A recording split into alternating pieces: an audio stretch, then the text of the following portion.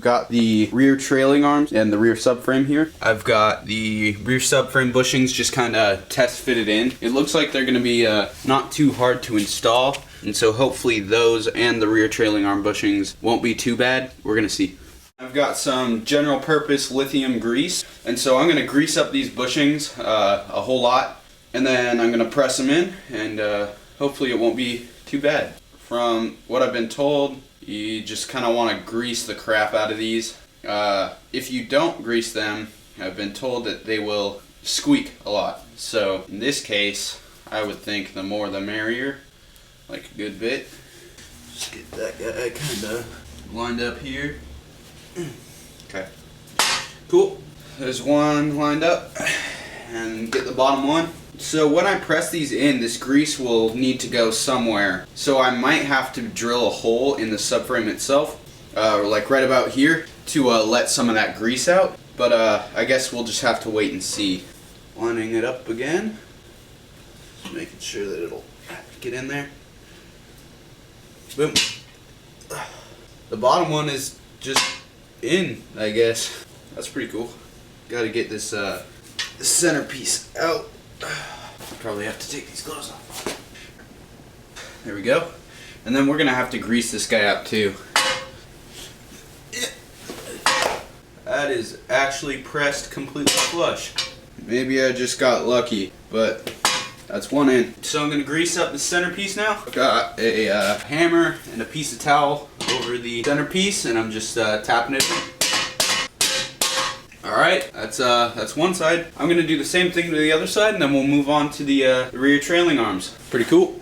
Both of the subframe bushings are back on. I'm going to move on to the trailing arms now, and then put the trailing arms back on the subframe, and then we'll get the diff bushing and put the diff back up. We're going to try to put this in as a whole unit, because it was a bitch to take out while it was in the car. So I think it would be just as bad putting it back.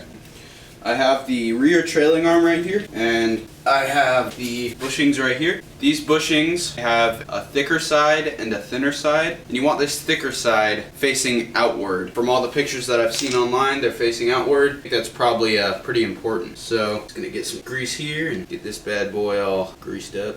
And then same thing with this side, just like the subframe bushings. Press that in here.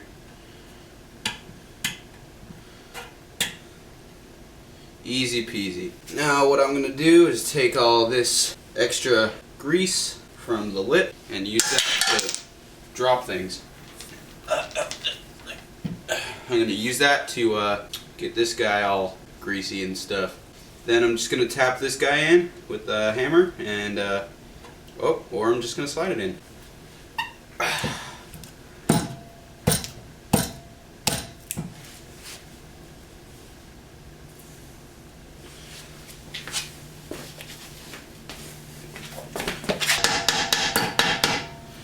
Alright, there we go. So that's one.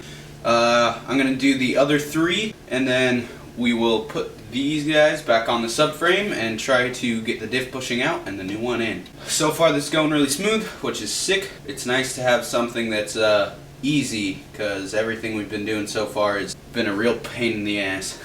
I've run into a very interesting issue. The issue is the brackets. They're not fitting into the mounting points. I thought that it might have been me because we welded on these reinforcements. And then I thought, well, maybe I didn't press in the bushings all the way. But on both sides, the inside tabs are just a little bit too small. These are Garagistic bushings, and everything that I've gotten from Garagistic so far has been absolutely amazing.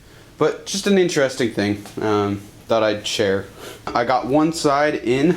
I thought that the inner side of the bushings were actually a little bit too big to fit in there, but you really just have to pick up the trailing arm and get them aligned just right, and then it'll fit in. We're good there. You just got to be careful about it. I'm gonna get this side in, then we'll bolt them up. Alright, so I got the trailing arms lined up, and I've got the bolts in. I'm just gonna go through and I'm gonna tighten them down. Now with these bolts, I've been told just to tighten them down as much as I can. People say just don't even worry about the torque specs, just to tighten them down as hard as you can.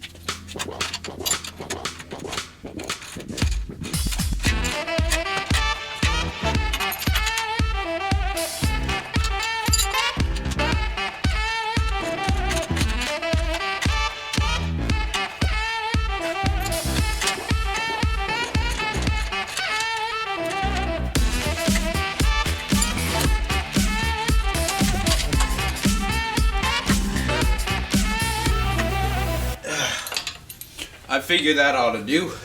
Now I've got the diff here, and I need to get this bushing out, so I'm gonna try to burn her out. So as you can see, kind of behind the diff case is the big metal chunk that's in the center of the diff bushing. So I got that guy out. Now I've just got the torch hanging over the bushing, and I'm just gonna let that burn out.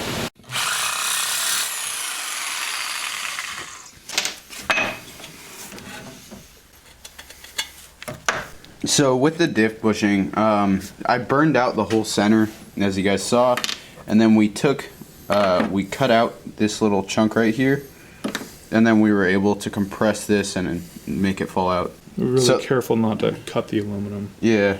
It's pretty difficult to get out, actually. So now we're trying to press in the diff mount. How's it going, Dad?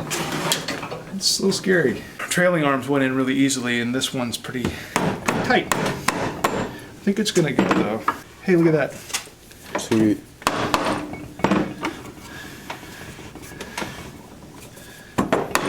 Handy to have a wood versus a metal vise in this case.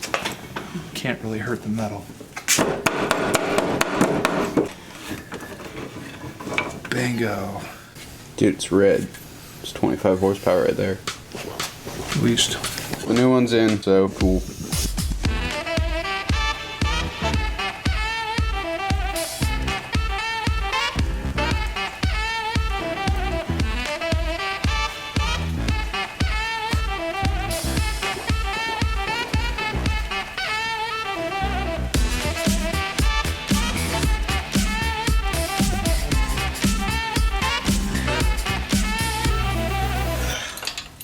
I figured that ought to do.